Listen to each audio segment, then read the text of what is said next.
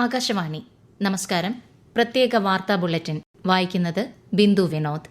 ആരോഗ്യം മുതൽ സാമൂഹിക സുരക്ഷ വരെ എല്ലാ മേഖലകളിലും ഇന്ത്യ ഇന്ന് പൂർണ്ണതയോടെ മുന്നേറുകയാണെന്ന് പ്രധാനമന്ത്രി നരേന്ദ്രമോദി. മൻ കി ബാത്തിന്റെ 123-ാം പതിപ്പിലൂടെ രാജ്യത്തെ പൌരന്മാരുമായി സംവദിക്കുകയായിരുന്നു അദ്ദേഹം.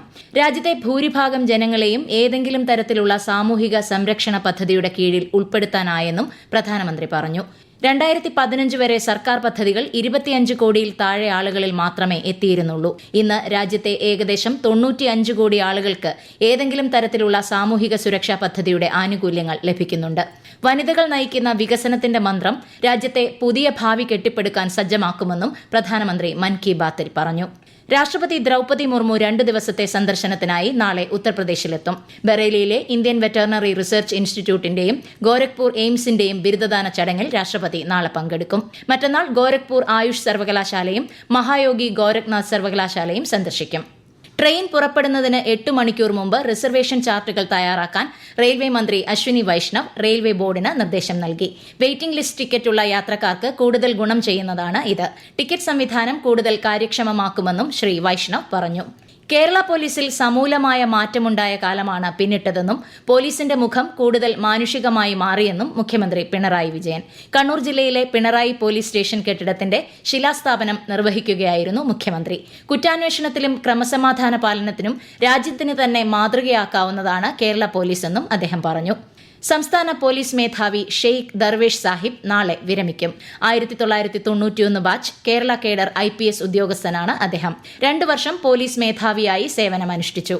വിശിഷ്ട സേവനത്തിന് 2016 രാഷ്ട്രപതിയുടെ പോലീസ് മെഡലും 2007 ഇന്ത്യൻ പോലീസ് മെഡലും ലഭിച്ചിട്ടുണ്ട്. അടിയന്തരാവസ്ഥയുടെ 5 പതിറ്റാണ്ട് എന്ന വിഷയത്തിൽ BJPയുടെ നേതൃത്വത്തിൽ തിരുവനന്തപുരത്ത് സെമിനാർ സംഘടിപ്പിച്ചു. കേന്ദ്രമന്ത്രി പ്രഹ്ലാദ് ജോഷി സെമിനാർ ഉദ്ഘാടനം ചെയ്തു. BJP സംസ്ഥാന അധ്യക്ഷൻ രാജീവ് ചന്ദ്രശേഖർ, മുൻ കേന്ദ്ര സഹമന്ത്രി V മുരളീധരൻ തുടങ്ങിയവർ സെമിനാറിൽ പങ്കെടുത്തു. പത്തനംതിട്ട കീക്കോഴൂർ ഓർത്തഡോക്സ് പള്ളിയുടെ ശതാബ്ദി ആഘോഷത്തിൽ കേന്ദ്ര സഹമന്ത്രി ജോർജ് കുര്യൻ മുഖ്യ പ്രഭാഷണം നടത്തി. വിശ്വാസികൾ വിശുദ്ധന്മാരായ പത്രോസിനെയും പൌലോസിനെയും മാതൃകയാക്കണമെന്ന് മന്ത്രി പറഞ്ഞു. ജലനിരപ്പ് ഉയരുന്ന സാഹചര്യത്തിൽ ഇടുക്കി മുല്ലപ്പെരിയാർ ഡാം തുറന്നു. 12 മണിയോടെയാണ് 13 സ്പിൽവേ ഷട്ടറുകൾ വഴി വെള്ളം പുറത്തേക്കൊഴുക്കാൻ തുടങ്ങിയത്. റൂൾ കർവ് ലെവലായ 136 അടിയിൽ ജലനിരപ്പ് നിയന്ത്രിച്ചു നിർത്തുന്നതിന്റെ ഭാഗമായാണ് നടപടി. പെരിയാറിന്റെ ഇരുകരകളിലും കർശന ജാഗ്രത ഏർപ്പെടുത്തിയിട്ടുണ്ട്.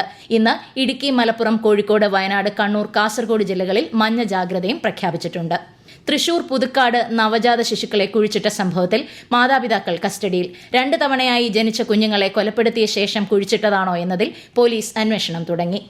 വൊക്കേഷണൽ ഹയർ സെക്കൻഡറി മുഖ്യ അലോട്ട്മെന്റിൽ സീറ്റ് ലഭിക്കാതിരുന്നവർക്കും ഇതുവരെയും അപേക്ഷ നൽകാൻ കഴിയാതിരുന്നവർക്കും സപ്ലിമെന്ററി അലോട്ട്മെന്റിന് നാളെ വൈകിട്ട് വരെ അപേക്ഷിക്കാം. മുഖ്യഘട്ടത്തിൽ അലോട്ട്മെന്റ് ലഭിച്ചിട്ട് പ്രവേശനത്തിന് ഹാജരാകാത്തവർക്കും ഈ ഘട്ടത്തിൽ വീണ്ടും അപേക്ഷിക്കാം.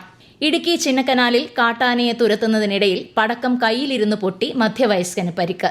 പുലർച്ചെ കൃഷിയിടത്തിലെത്തിയ ചക്കക്കൊമ്പനെന്ന് വിളിപ്പേരുള്ള ആനയെ തുരത്താൻ പടക്കം പൊട്ടിക്കുന്നതിനിടയിലാണ് പ്രദേശവാസിയായ ആരോഗ്യദാസന് പരിക്കേറ്റത്.